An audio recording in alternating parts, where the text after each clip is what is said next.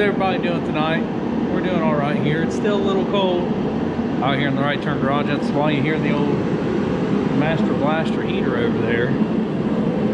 Tonight we're doing something a little different. We're going to install this bumper. Look at this. That's right, on the old Commando. You know, I got this thing, we're really rolling the dice here. Not only is it an Amazonian type bumper that I don't know the name, it's called like Night. Like a look, hold on, I'll just show you the box. This is what it says here. It's a Night. It has a picture of a Jeep looking thing there. And this is rear bumper. So, yeah, that's what we got going on tonight. And I didn't know it, but my Jeep apparently already has a winch on it. So I'll be getting rid of that. Because this one will be in it. So I'm pretty excited about that.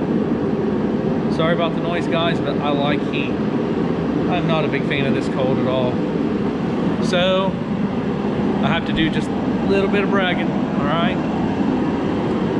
So I don't want to say old Dad's a carpenter or anything, but look at this. I mean, this is my bathroom in the old garage, in the right turn garage. Can you believe that? It's not done yet. I still have to do some finish on the, you know, wood there and finish up my sink. But I mean, it's definitely come a heck of a long way. So that's what I got going on also, is trying to finish up the bathroom, insulate this mug, throw some lights up in here. I mean, I've been busier than a cat with two tails and constantly chasing. So anyway, we're going to see what it takes to take this bumper off, slide underneath here, and because I've never done one of these either. I know that's a shocker, right? And I'll show you where we're going to start. All right. So got good news so far. I think I removed all the bolts. We're going to see together. Okay, I'm going to show you where they are. We got two. Okay, there goes one. You got two right there on the inner side of the frame. Let me grab this bolt before I lose it. I don't even go for this. Heck on it. Anyway, you got two there. You got two on the passenger side. Same place. Inner frame. Right there. And then, right down here,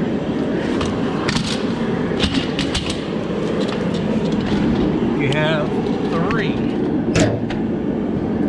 And you'll know whenever you see this metal plate right here, that goes up and attaches to the plastic part of the bumper. And there's 1, 2, and 3. Now these ones here, those go to the winch. So if you're wondering how to mount your winch, there you go. So we're going to see if that's all the bolts that I need to remove. And I'm going to bet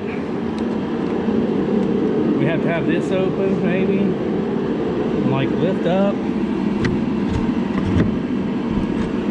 And I knew that bumper was going to get caught, because the brackets actually like fold up in. So yeah, I'll have to figure out a way to get that bumper,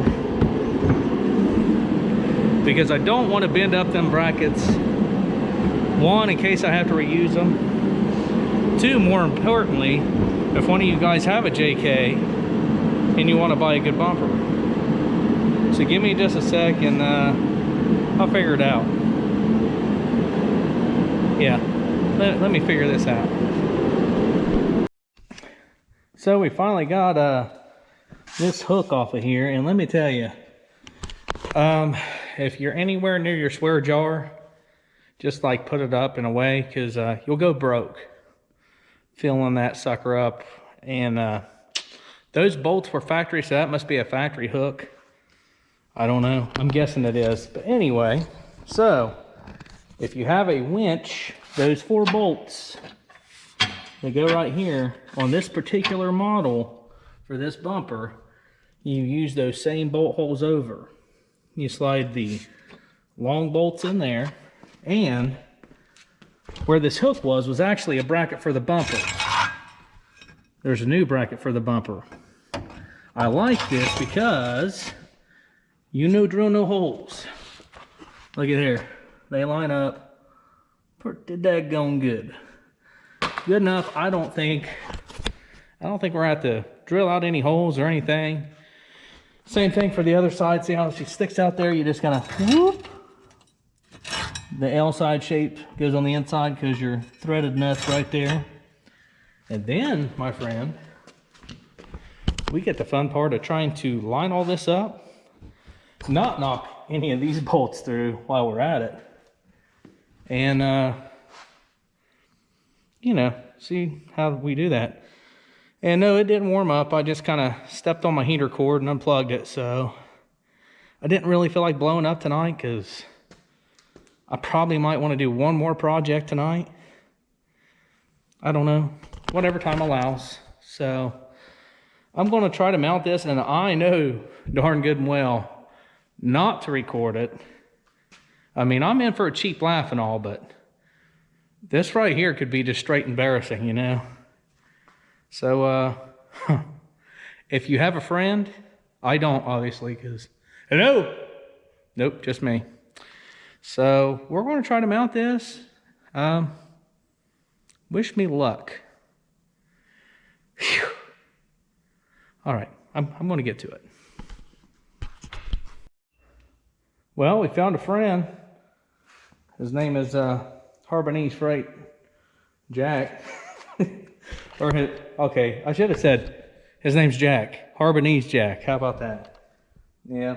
So what I did end up doing was putting the jack right here on the bottom of the winch, lifting it up, and that absolutely saved my hind end.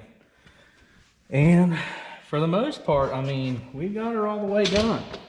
Except, you see these right here? These are LED lights. These are reverse lights. You get what I'm saying? So what we want to do is tap into those wires and have extra brighter, more gooder backup lights. Because you can't really see a whole lot in these suckers backing up. Especially if your window looks like this. I mean, it's just, she's dark. So, but anyway, you're going to need 18 millimeters for these new bolts. The good thing is they're right there in the open. These ones, where your winch is, they're not even that bad. I mean, you get a light here. So, you got 4 of them. They're really not that bad. They look probably worse than they are, but they're really not that bad. 2 from this side, 2 from that side, and that puppy's on there. Now, for this LED wiring, as you can see, you got 2 real generic wires. Red being positive, black being negative. Now I'm betting you can probably ground this to the actual bumper itself, which we may end up doing. I'm not really sure yet. We may. That way, so we can just run 1 wire over to this wire, and then this is the reason why I didn't do this pigtail yet, to see if we got a backup light, which I'm not sure if we do or not. So yeah, we're going to put it in reverse and see if we don't have power to one of those. I kind of doubt that we do, so we might have to sneak up to the tail light itself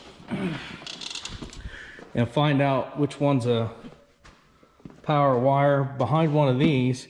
Run 1 wire down, tie the 2 reds together, and these lights, they should work, and they should work more gooder.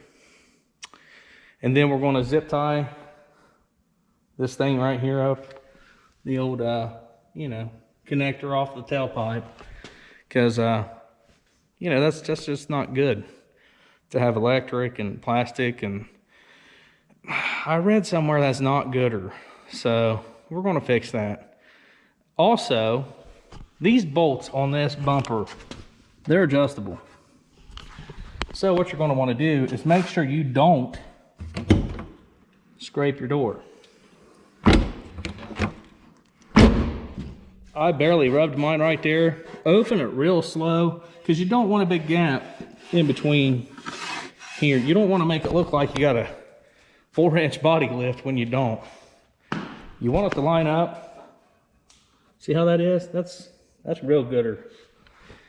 And that's how you're going to want to do it. But to each their own. If you like a body gap, so be it. I don't. I like things looking as good as I can get them. And I'm going to tell you, for reals, I'm pretty impressed with this bumper. The bumper along with the exhaust right there, I think that sucker, I mean, I kind of dig it. And it's no longer faded gray. So we're going to be doing fender flares real soon. We might get the Jeep a Christmas present and do that. And definitely a front bumper, just to make it even more gooder. That's like 3 gooderers.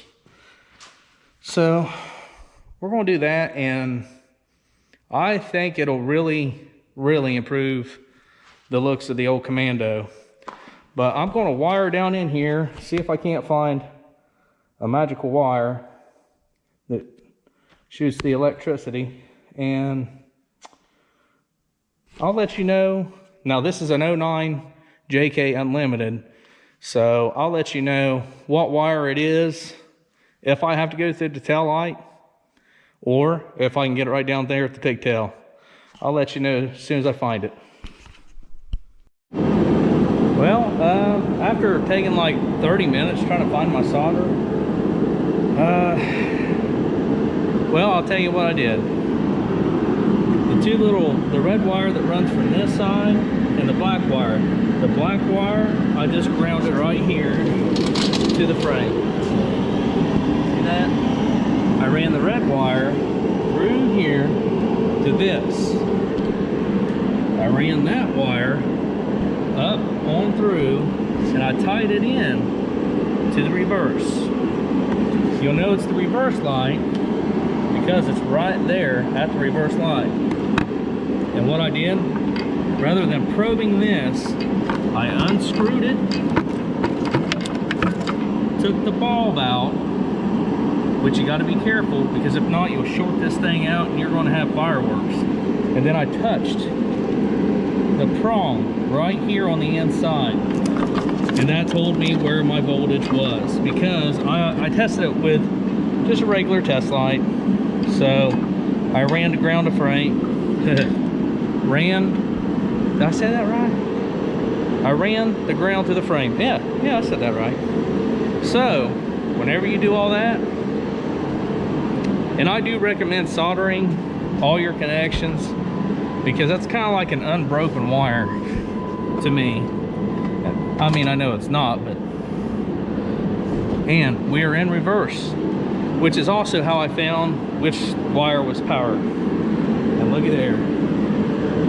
Now that light's still out, but you know, look how bright those puppies are. Woo! That's some LED coming at you. So nonetheless, pretty happy about that.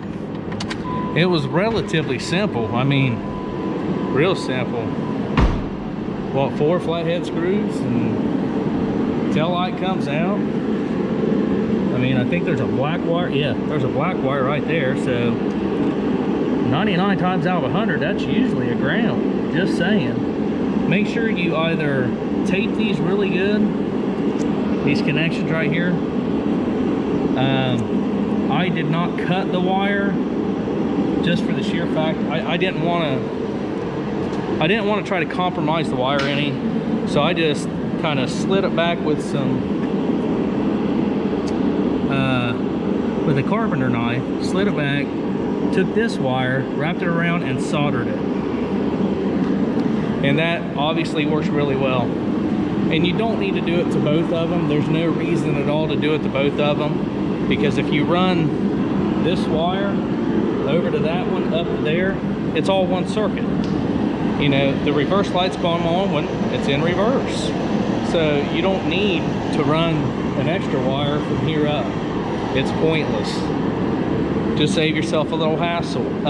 Also, I'm going to recommend these wire looms. If you don't know what a wire loom is, it's to protect wiring. I'm going to run mine through the bumper just to, I don't know, peace of mind, I guess, because it is a power wire.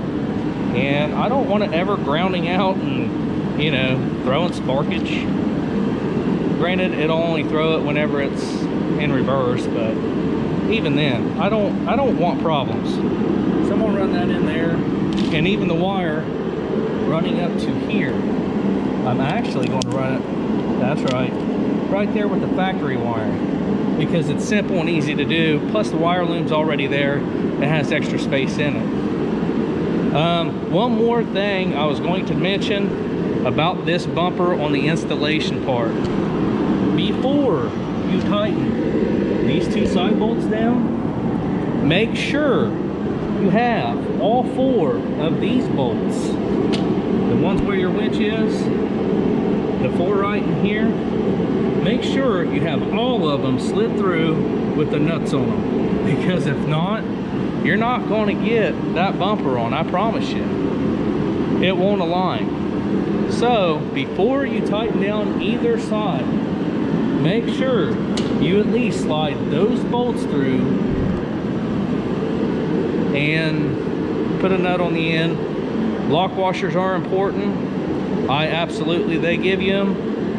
I mean, those aren't just extra parts they threw in. Those are pretty important.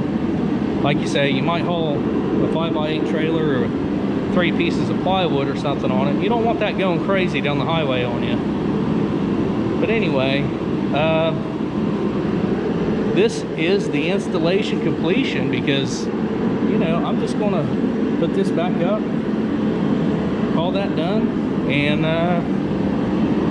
I'm pretty happy with it. Overall, I'm very, very happy with it.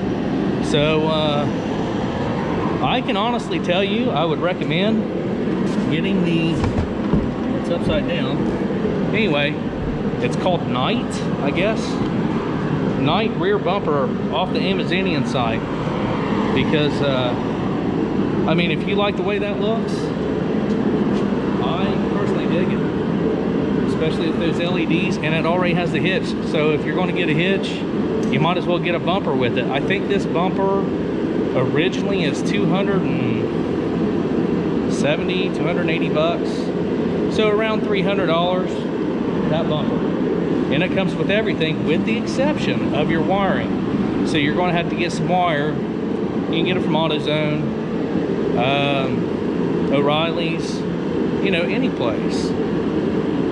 Old junk down car that, you know, you got rid of months ago, or, you know, whatever. But anyway, I hope this helped you guys, and like I say, I would absolutely recommend this brand. It's a good fitting brand. The nice body gap on it, I mean, it's nice. It fits real gooder. And I hope this helped you guys on anything.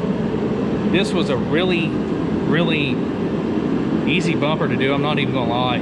The hardest thing was removing that hook thing over here from the factory, and that's only because the bolts were so rusty. I ended up snapping one. So honestly, you guys are going to do little simple upgrades like this, I'd recommend it. And I'm looking forward to putting the fender flares on it in the front bumper now. So I got to order them still, so that's going to be on the later episode. And we'll get back to the old IROC Z convertible and the 5-speed swapperini. But you know, I got this bumper, and I had to install it just to see, and I love it. Hopefully you guys love it. Shoot me what you're thinking about it, man, and hopefully this helped anybody. If you guys got any questions, shoot me an email. Is my email in there? Anyway, if it's not, find me on the Book of Faces, man. My name's Right Turn on, you know, the Book of Faces. So shoot me a message, and I'll be more than willing to try to help you any way I can. But it's not too much. Huh? Right? It's in one of them. I know it is. Hit the subscribe button. It's free. And thanks for watching, guys. Y'all have a great weekend.